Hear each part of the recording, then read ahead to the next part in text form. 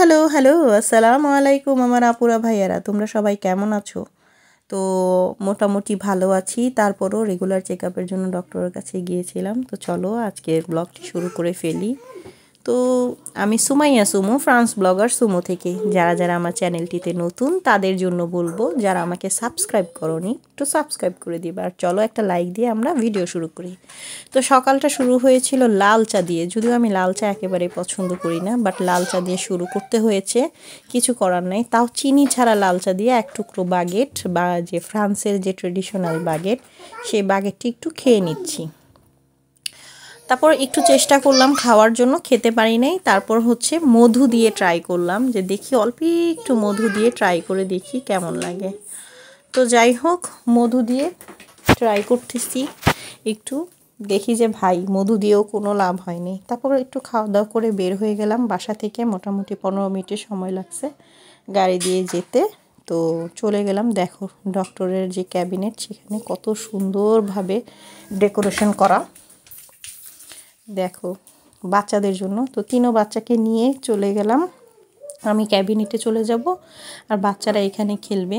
তো মায়েরা যাতে ডিস্টার্ব না ফিল করে এবং ডক্টর সুন্দর মতো যে পেশেন্ট তাকে দেখতে পারে, তার জন্য বাচ্চাদের জন্য প্রতিটা হসপিটালে এবং এই প্রতিটা ডক্টরের প্লেসে এরকম সুন্দর করে ডেকোরেট করা থাকে, যাতে বাচ্চারা কমফোর্টেবলি খেলে এবং খেলতে পারে। তো এইখানে ছিল একটু অন্যরকম, মোটামুটি অনেক বড় জায়গা ছিল, আমাদের বাসার কাছেও আছে, তবে এরকম না, এখানে ভালোই মোটামুটি বড় জায়গা ছিল আর কি। তারপর আমি ভিতরে চলে গেছিলাম একটু ভিডিও টিডিও করে, যে দেখো একটা বাচ্চা মানে কিচেনে কাজ করবে, বাচ্চার লালন পালন, প্রতিটা জিনিসের জন্য আলাদা আলাদা সেক্টর করা হয়েছে এখানে। আবার যদি যে বাচ্চারা বই দিয়ে পড়তে পছন্দ করে এবং ড্রয়িং করে, তাদের জন্য আলাদা, এবং প্রতিটা জিনিসের জন্যই, মানে বাচ্চারা যেগুলো খেলতে পছন্দ করে ওগুলোর জন্য। এবং দেখো বিভিন্ন ফ্রুটসের নাম টাম দেয়া, খুবই সুন্দর ছিল। ওদের ওদের ব্যবহার ছিল আরও অমায়িক। আমার 3জন বাচ্চাই ছিল, বাহিরে অন্য কোনো মানুষ ছিল না। তখন আমার অ্যাপয়েন্টমেন্ট ছিল, শুধুমাত্র আমাকেই দেখবে এই জন্য, আর বাহিরের অন্য কাউকে ছিল না। আমার হাজব্যান্ডেরও ছিল, অ্যাপয়েন্টমেন্ট ছিল, সেও দেখাইছে। তো এখানে বাচ্চাদেরকে আমরা নিশ্চিন্তে রেখে আমরা দুজন আর কি চলে গেছিলাম ক্যাবিনেটের মধ্যে। তো এই যে যে দরজাটা দেখা যাচ্ছে, এটাই হচ্ছে ডক্টরের প্লেস ছিল, আর এই যে আমার বাচ্চারা খেলতেছে। আসলে এইখানে প্রতিটা জায়গায় গেলে যে মানে এই যে একটা বাচ্চার যে প্রতিটা ধাপ, এইটা হচ্ছে অন্য একজন এসে দেখাইতেছিল, যে এইভাবে বাচ্চারা বড় হয়, কি থেকে কি হয়, বাচ্চাদেরকে নলেজ দেওয়ার জন্য। এবং গাড়ি পার্কিং করার জন্য বাচ্চাদের আলাদা জায়গা ছিল, সেখান থেকে গাড়ি আনতেছিল, খেলতেছিল, কোনো প্রকার কোনো তাদের বিরক্ত নাই, খেলবে, পার্কিং করবে, জায়গা মতো যাওয়ার সময় রেখে যাবে, তাদের কোনো এগুলো নিয়ে বিরক্ত নাই। এই যে এখানে হচ্ছে যত রকমের যে হুইল জাতীয় গাড়িগুলো, সেগুলো আমার ছেলে একটা নিতেছে, খেলতেছে, আনতেছে, রাখতেছে, এরকম অবস্থা। তারপর আমার মোটামুটি 1.5 ঘন্টার মতো সময় লাগছে। একটা একটা ডাক্তার দেখাইতে গেলে ওরা হচ্ছে সম্পূর্ণ করে, যে মানে হিস্টোরি, বাবা মার হিস্টোরি, এই সেই সব কিছু করতে থাকে।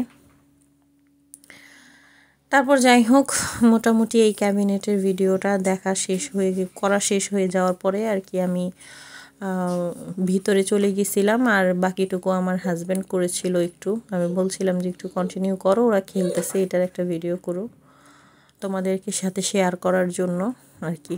যতটুকু পেরেছি শেয়ার করতে পেরেছি কিনা জানি না, তবে চেষ্টা করেছি শেয়ার করা।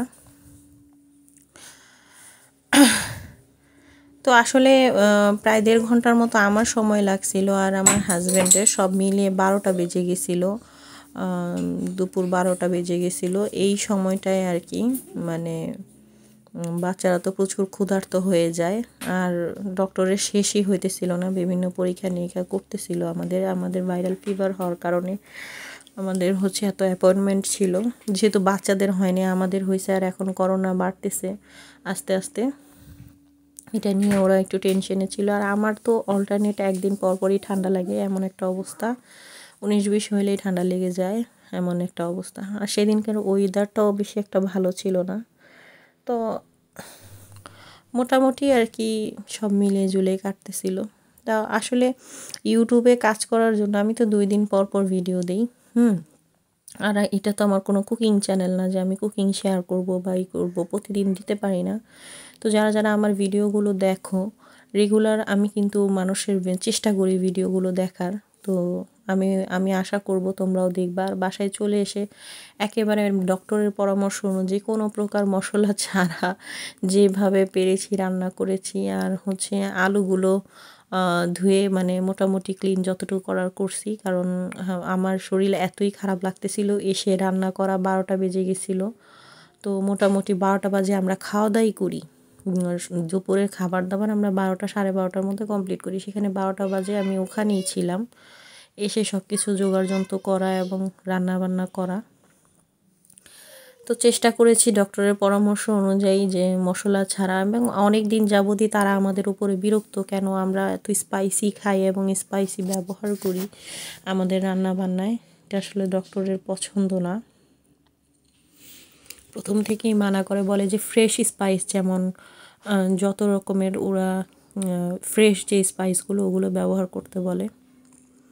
তারপরে এই তো বাচ্চাদের জন্য তাড়াতাড়ি দিয়ে দিব, কারণ আমার মেয়ে হচ্ছে নিজের হাতেই খায়, মেখে দিতে হয় একটু, যেহেতু ওরা মাখতে পারে না।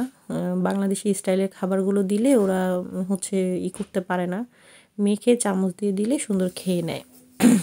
আর এখানকার যে খাবারগুলো ওরা যেগুলো খায় স্কুলে, বা ওগুলো যেগুলো খেয়ে ওদের অভ্যস্ত, স্যুপ জাতীয় বা সালাদ জাতীয় ওই জাতীয় খাবারগুলো দিলে ওরা নিজেরাই খেয়ে নিতে পারে, কোনো হেল্প করা লাগে না।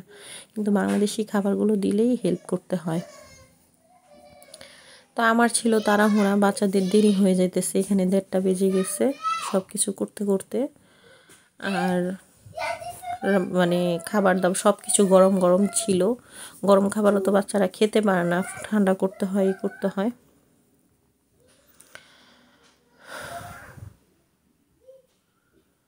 তারপরে এই তো আমি আবার একটু সালাদ বানিয়ে নিজের জন্য, আমি তো প্রতিটা খাবারে সালাদ খাই, আর বাচ্চাদেরকে আগেই দিয়ে দিব, মেখে ওদেরকে দিয়ে দিব। আর আমার ছোট বেবিটাও এখন বড় ভাই বোনদেরকে দেখে দেখে আর কি চেষ্টা করে যে কিভাবে করে আর কি ও খাবে, এরকম চেষ্টা করে। খেতে তো পারে না, তবে চেষ্টা করে আর কি, এরকম একটা অবস্থা। তারপরে এই তো মেখে দিতেছিলাম, গরম ছিল প্রচুর পরিমাণে।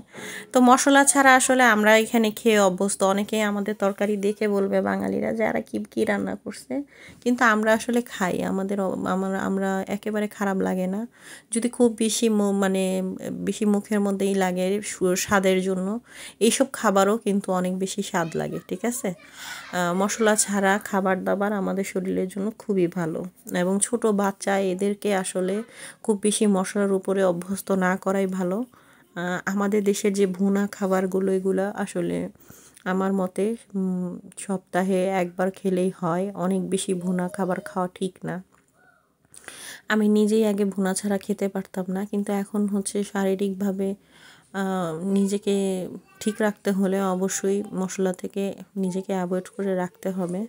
তো একজন একজন করে খাবার দিয়ে দিব, আর ওরা হচ্ছে চিলাচিলি করতেছে, টাইম ওভার হয়ে গেলে খেতেও চায় না সবাই, এরকম একটা অবস্থা। আর বাহিরের দিনটা ছিল একদম মেঘলা মেঘলা দিন। আর যেহেতু আমাদের বেশি পরিমাণে মানে ভিয়ন্দ আর কি মিট খাওয়া হয়, অনেক বেশি মিট আমাদের খাওয়া হয়, তো আমরা এগুলাই করি, টমেটো দিয়ে এরকম করে সুন্দর করে যে যতভাবে করা যায়। আর এই যে আমার ছেলে বোনের খাবারে হাত দিতেছে, ছোটটা। তো যারা যারা আমার সাথে এই পর্যন্ত ছিলা তাদেরকে অনেক অনেক ধন্যবাদ। প্লিজ একটা কমেন্ট করে যাবা কেমন লাগলো। আর thanks for watching, tata by.